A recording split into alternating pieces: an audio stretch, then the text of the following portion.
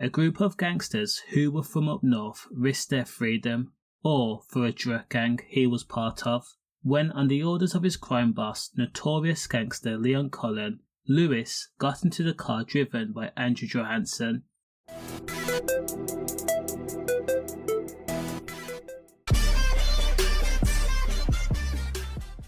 And then together the men had travelled to Hildren Street. Equipped with a full working pistol, Lewis Sinclair was caught on CCTV walking directly up to the property. He then stopped, took out his gun, took aim, and then let it off 6 times in total, directly at a house. Glinted ammo casings had made contact with windows and doors and also brickwork. Police say that the incident was due to a rivalry concerning drug, Class A specifically, that had plagued the city for the last 2 years at the very least. 39-year-old Lewis Sinclair, who is from Partington area of Bolton, and 38-year-old Andrew Johannessen, who was from St Helens, were part of an organised crime gang that was led by Leon Cullen, whom had fled to Dubai and hid out for nearly 2 years. Now remember, at the height of his criminal empire, Leon Cullen was making £300,000 a month. Ultimately, Leon Cullen's crime operation had been decimated, and the men were said to have had an intense feud with Craig Milligton. The rival gang had also sought to flood the drug market in the northwest of England, and that's what led to the rivalry. On the day of the September 9th of 2019, the 2 men and a third person by the name of Sean O'Malley had travelled to the Bolton address in a stolen Mercedes that was fitted with false plates. In the days prior to the incident, Andrew had been witnessed outside Hildren Street's address, driving up and down the road at least half a dozen times. Now it was assumed that Andrew was mapping out the street layout and also taking notes of nearby CCTV, and also looking to see how many people were inside the intended property. Andrew showed such disregard about the law because at the time of the incident, the madman was actually on electronic tag for a previous incident, so police were able to confidently put Andrew at the scene of the crime. After all, his every movement had been mapped and monitored. Now the prosecutor in the case, and Andrew Scott, says that on the day of the shooting, Andrew, Sean and Lewis had met up at a convenient location, which was Cumberland Street in Warrington, the home of Sean's partner, Annie Webster. From there, the 3 men discussed the plan again and who wanted to be the triggerman. From Cumberland Street, the 3 men then travelled to Andrew's home in St Helens, and from there they then travelled to Lewis Sinclair's home in Bolton. CCTV had actually captured the moment that the stolen Mercedes, driven by Andrew Johannessen, had entered Hildren Street.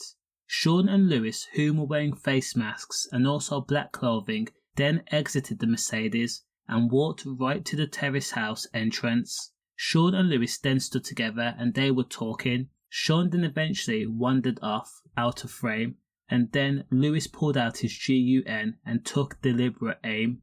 Then Lewis Sinclair pressed the trigger once, twice, 3, 4, 5, 6 times in total. Again, the action was deliberate and with intent. The court heard that Lewis acted deliberately, and this was a team effort.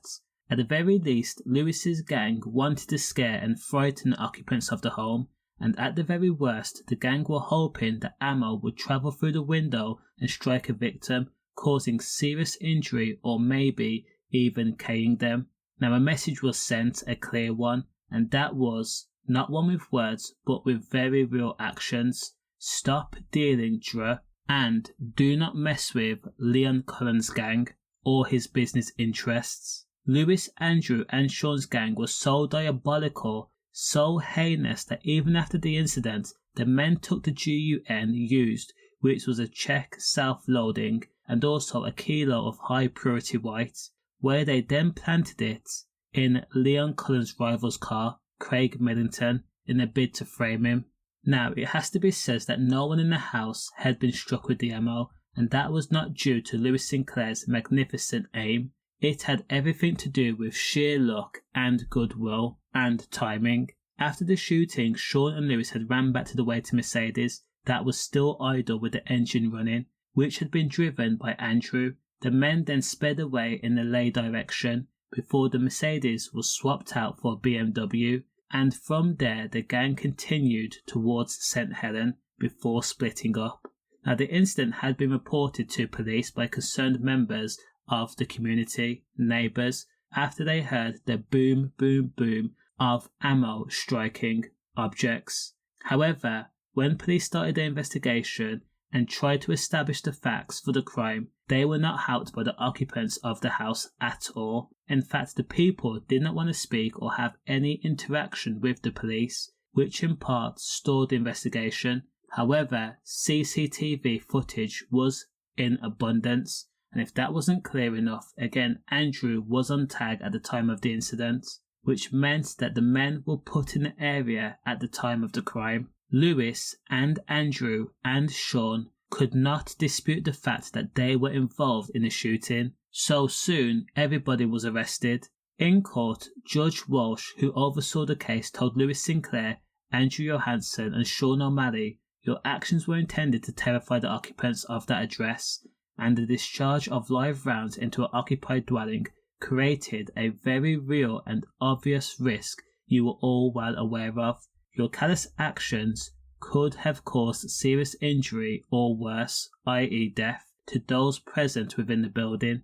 Now, when police looked into Lewis Sinclair and Andrew Johannessen, police realised that they were linked to Leon Cullen's gang, and when interviewed, the men were no stranger to police investigations and knew that the presence of CCTV could sway most juries. To put it into perspective, Andrew Johannessen already had 39 convictions for 63 offences that included burglary, while Lewis Sinclair had 32 convictions for 70 offences, which included crimes like robbery and being in possession of GUNs and also large quantities of Class A white, and of course using his hands and feet and other items on rivals.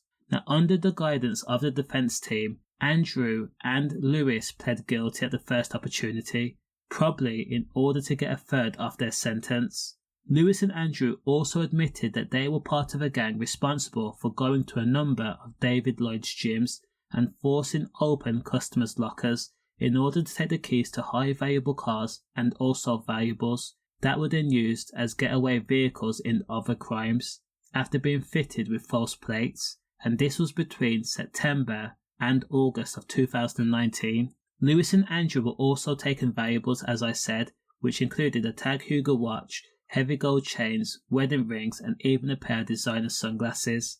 Police were only able to establish a few burglaries, which included the Belfry Hotel in Sutton Coldfield on August 20th, where items included the Tag Heuer watch and the BMW 52 were taken, the David Lloyd's Gym in Derby and Nottingham on September 2nd, where valuables and the Audi TT was stolen, and an attempted burglary at the David Lloyd's Gym in Bristol, and the burglary at the Lichfield Fitness Club on September 3rd, where valuables and also Mercedes was taken, at the David Lloyd's Gym at Harrogate on September 5th also, where 2 lockers were forced open and a £50,000 Mercedes coupe was taken. In court, Lewis Sinclair and Andrew Johannessen were jailed for a total of 24 years, which meant that each man was given 12 years each for carrying out the shooting on behalf of notorious crime boss Leon Cullen, who once bragged about making £300,000 a month and famously said it's no big deal that his Rolex watch had been confiscated.